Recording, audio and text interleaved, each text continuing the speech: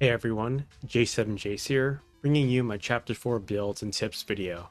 Just like all the other chapter build uploads, the first half is primarily going to focus on fairly easy loadouts to get us through the main story only, and I'll be showing setups you can use throughout this chapter.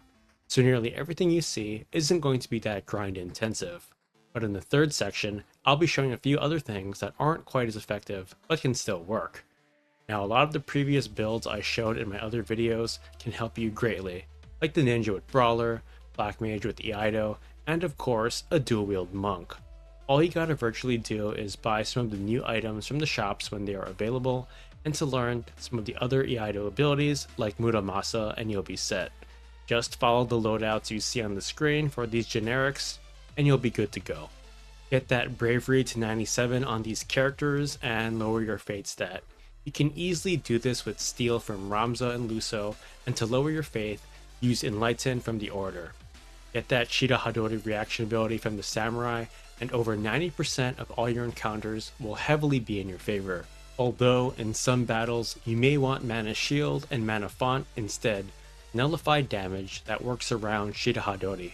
Like for example, Benath Creek if you face many red and black chocobos.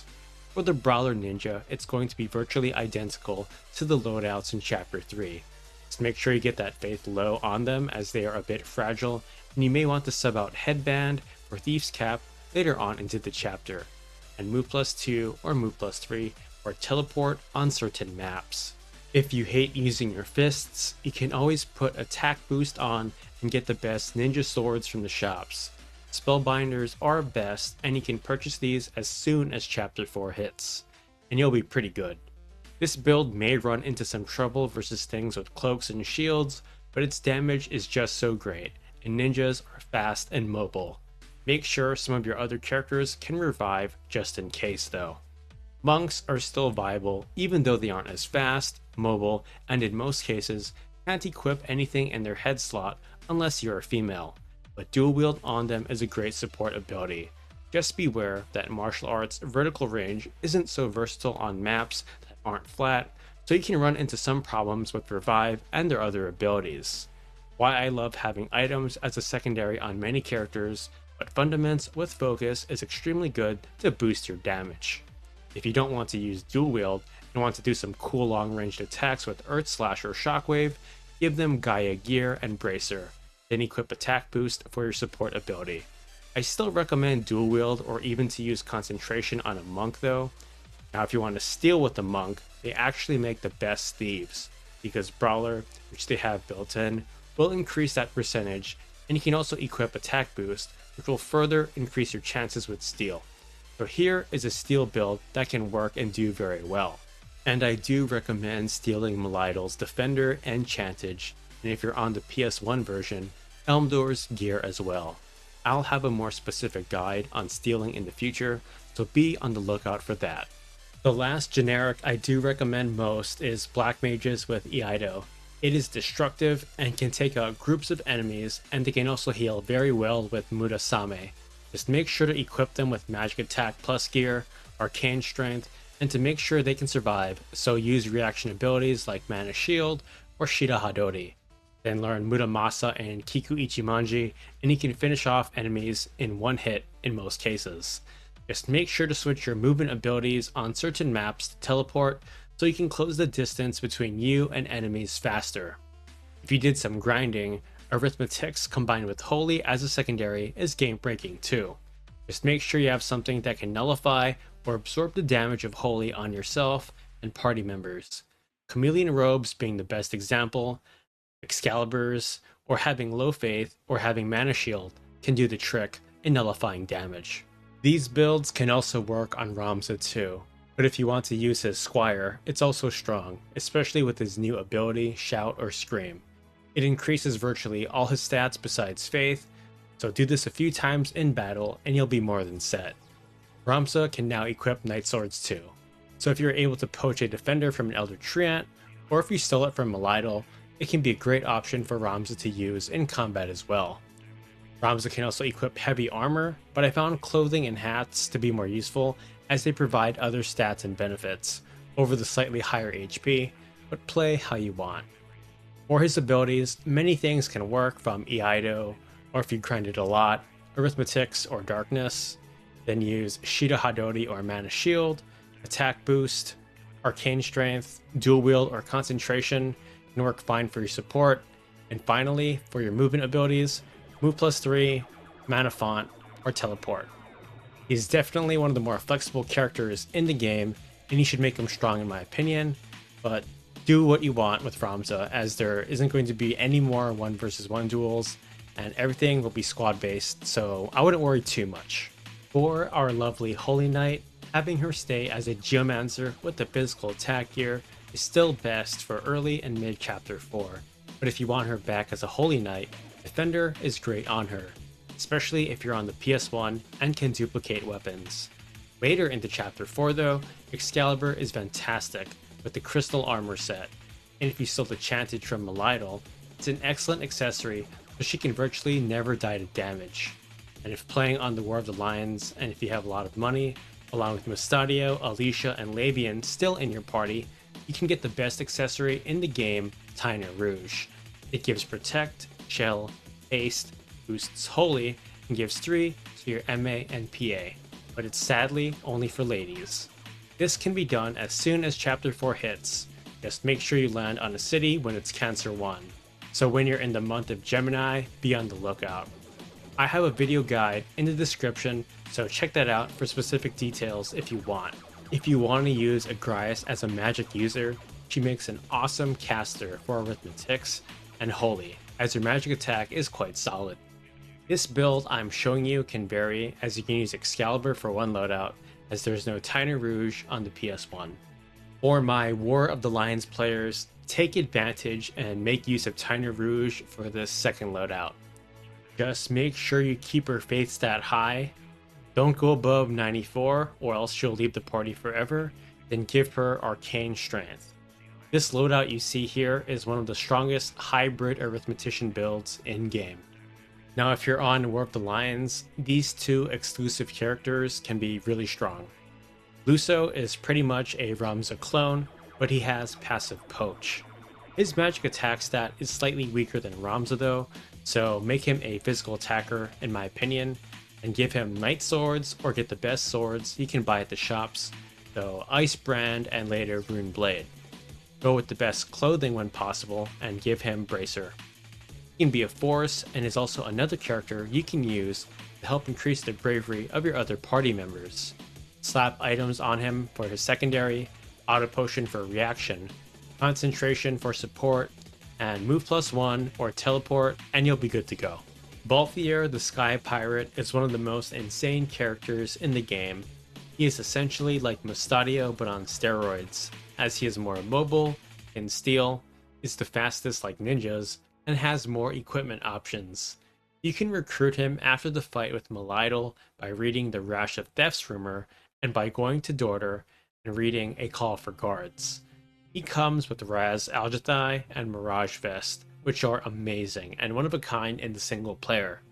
Definitely use him as a long-ranged fighter, or if you can get a magic gun and raise his faith. He'll be completely overpowered. Here are two builds I like using with them: a regular gun build and a magic gun build. For the first one, stack as much speed as you can and give him attack boost. For this second loadout, use Arcane Strength and give him Chapo Mala with Glacial Gun, so his elemental gun damage will increase. You can get an early Glacial Gun by starting the Beowulf side quest and stealing it from the Chemist in the second battle. If not, stealing one from Barrack in mid-chapter 4 works too. And if you can learn Barrage, you can nearly wipe out any enemy in one action. So if you're struggling, go back to get him, as not only he can finish enemies very quickly, but he is possibly the best thief in the game, as his plunder abilities have a higher steal percentage. I personally like putting items on him, as he is just so reliable with his speed and mobility. Just make sure you have Phoenix Down learned, X Potion, and Remedy, and you're good to go. A bit later on into the chapter, you have the choice to recruit the most insane character in the game, Orlandeau. If you're having any difficulties or just want someone to help steamroll in random battles, this is your guy. He has solid stats, wonderful equipment options, and comes with arguably the best weapon in the game, Excalibur. On top of this, he has the abilities of the Holy Knights, Fell Knights, and Divine Knights, so he can break equipment, take out multiple enemies, and even heal himself, and it all does incredible damage.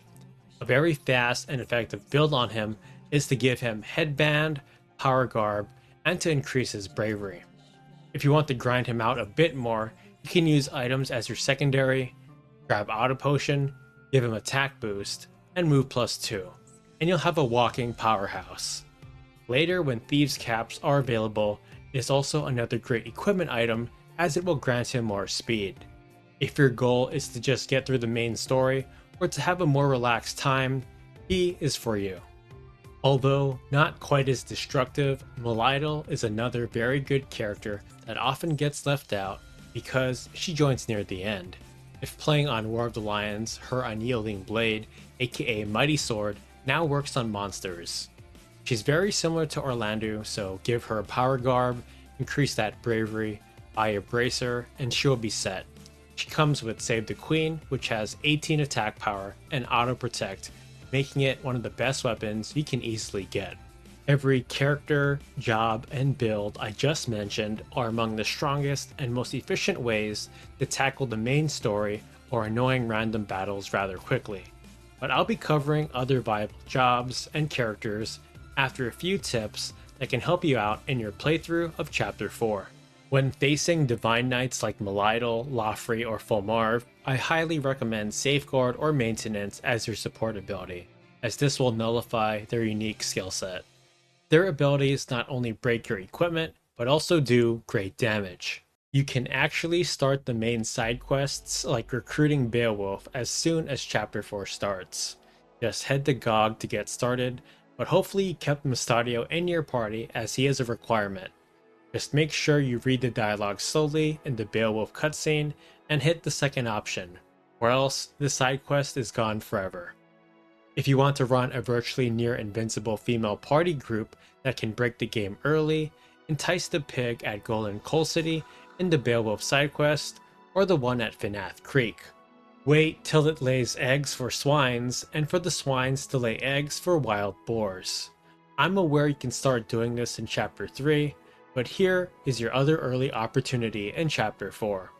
Once you have swines and wild boars, poach these monsters with Luso. You can get ribbons from the wild boars, which can make you immune to negative status ailments, and the chantages, which grant you permanent re-raise and regen. Both of these items are common poaches from these monsters, so you should get these in no time. Since we're on the topic of Finath Creek, kinda, even though it's a storyline battle, it's random in the sense that the enemies you face can vary. It can be very hard with a bunch of red chocobos, or a much easier one if you face all yellow chocobos. You won't have the same battle twice unless you're really unlucky. While I wouldn't be too worried about softlocks, there are a few places in the main story that can do just that. Fort Besala, Limberry Castle, Malone, and the Point of No Return, Orban Monastery.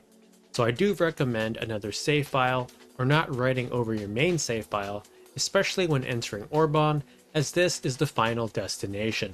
While entering Fort Besala, you do have two options, the north and south wall. I found the south wall easier as there's no summoner, and it's much easier to move around as the walls aren't nearly as high, but it's up to you. There are no missables here. The monk and summoner look cool at the north wall, and I believe Toshinagawa loves that monk, but I prefer the Southern Sky Ninja and Thief myself. All preference at the end of the day. To work around the overpowered instant KO of the Assassin Suffocate and the Vampire of Elmdor and Selbag, have characters stand on tiles where they aren't even in height. These abilities won't ever land on you. And if you want to learn Ultima in Chapter 4, as it's missable, best way is at Limberry Castle Gate. Watch the video in the description below for the best way to learn this ability with Ramza. If playing on the PlayStation 1 version, the Genji setup armor equipped by Elmdor can't be found anywhere else. So if you're a completionist or collector, I do recommend stealing it. Unfortunately, for the War of the Lions players, it can't be stolen and of course broken. Nilveska Temple is a one-time battle, and while there are many rare items here, the only truly missable one is the one-of-a-kind Escutcheon 2, which can be found on this tile. Not only will you need a pretty good jump stat and treasure hunter, but you will also need a monster to jump on to reach this item. Also have lower bravery for best results to get this shield. These next two weapons are weak, but they're a bit harder to get, so if you insist on getting them, steal the Dragon Rod from Clishan at Dorder or Malone. Gives no MA, so I don't recommend it. The Blood Sword is weak damage-wise at this point, and you can find it on this tile right here in the fight versus Dice Dog. Just make sure a character has Treasure Hunter and a lower bravery stat, for a much higher success rate. My last two pieces of advice, well 3, is to save outside of Orban, as this is the point of no return, and to defeat Lofri, break his weapon, save the queen with Hellcry Punch or Crush Weapon, or simply use magic on him. He can be a little tough to kill with physical attacks, as both Save the Queen and Defense Boost stack, and if you have bad or worse Zodiac compatibility, you will deal even less damage. A barrack fight can be hard, but an easy way to defeat him is to have Shida Hadori and equip Thief's Cap so he can't disable or immobilize you. If the Tiamat and Greater Hydra are giving you a hard time, using Dragon's Charm from Raise lets you invite them with 100% accuracy. For this last part of the video, it's all about characters and builds that can be quite strong as well. For Mustadio, he can work just like Balthier, just not as good. But his best Chapter 4 build is to get that early Glacial Gun. Increase his speed if you can, put a black robe on him, raise his faith to 94, give him items, mana shield, arcane strength, and mana font. He'll have a very good long-range damage dealer.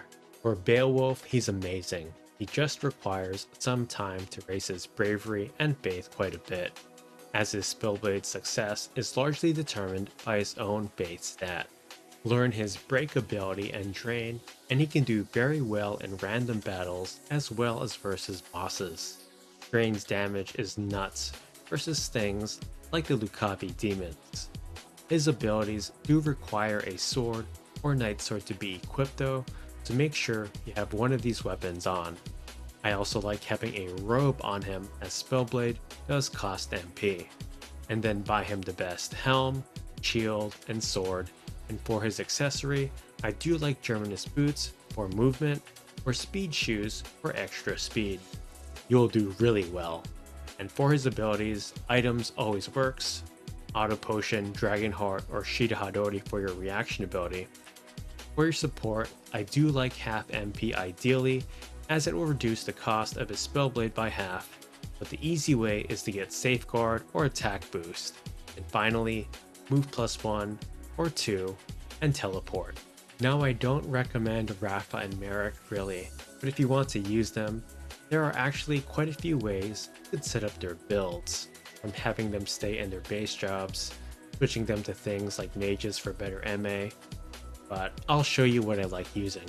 I prefer Rapha as she is faster and her Skymatcher damage is heavily based on MA, whereas Marach is slower and his damage is largely based on how low his faith stat is, as well as target's faith. So I do highly recommend lowering his faith, and for Rapha as well, you don't want to use a lot of faith-based magic on her. I also suggest using gear that will boost their magic attack and use Black Robe, as this will increase the elemental damage of their first 2 mantra spells. I do like these the best, as they can do more than enough damage and you can cast these the fastest. For their other abilities, for their secondary, items of course, Auto Potion, Mana Shield or Shida Hadori. For your support, Swiftness, and for your movement abilities, Move +1 or Move +2.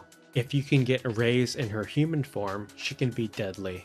Just make sure she is equipped with a ribbon, and for her accessory, Japa Mala or Tyner Rouge can do very well.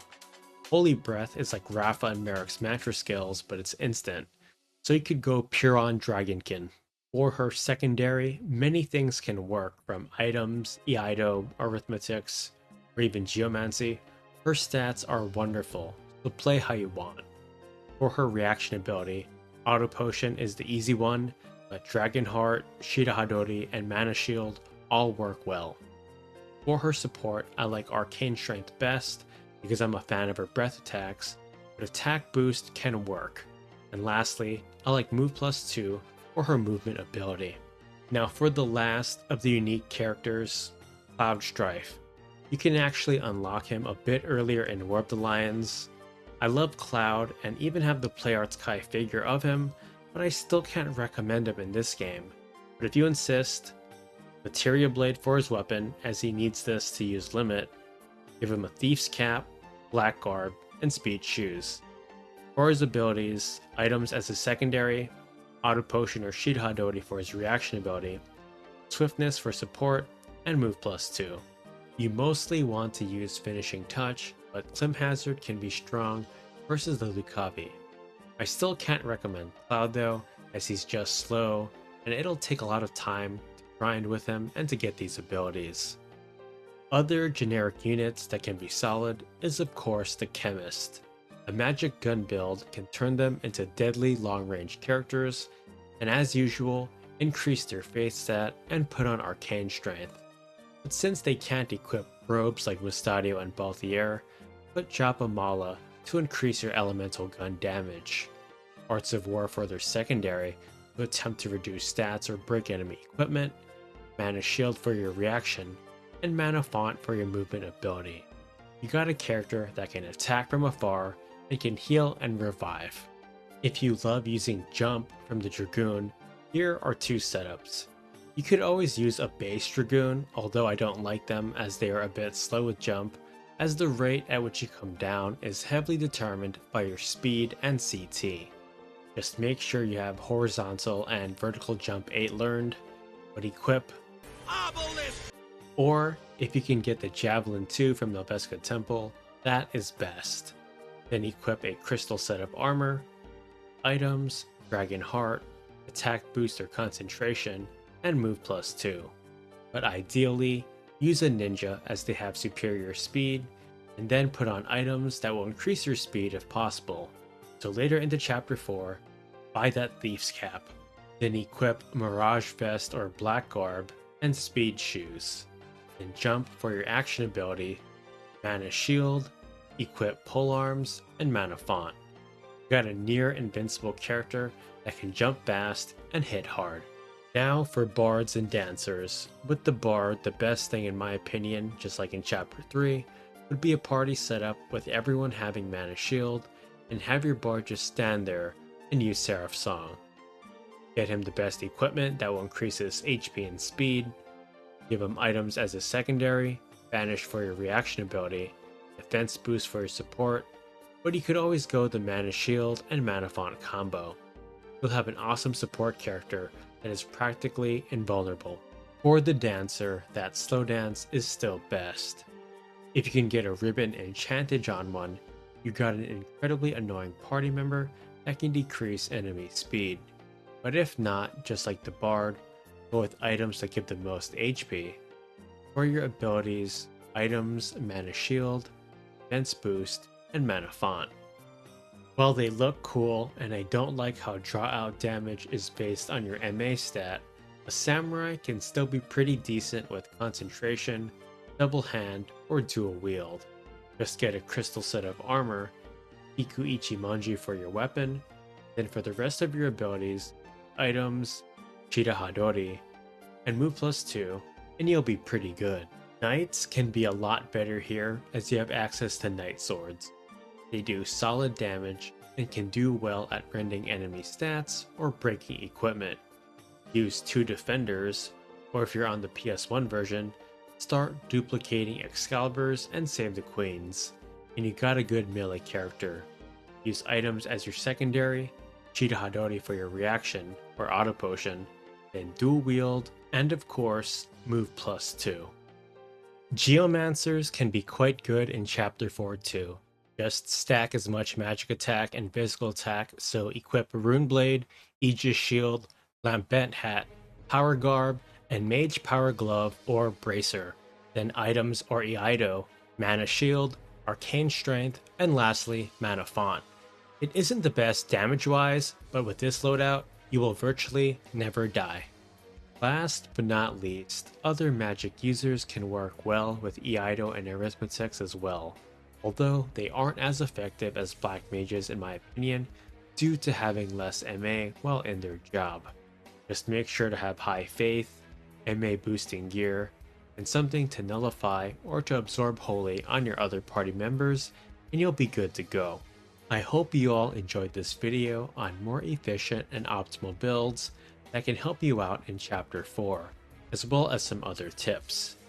I might have to go back and do some more overpowered videos, as well as SSCCs, and lore videos. We will see what the future holds. As always, like, comment, and subscribe. Thanks for watching, and all the best to you.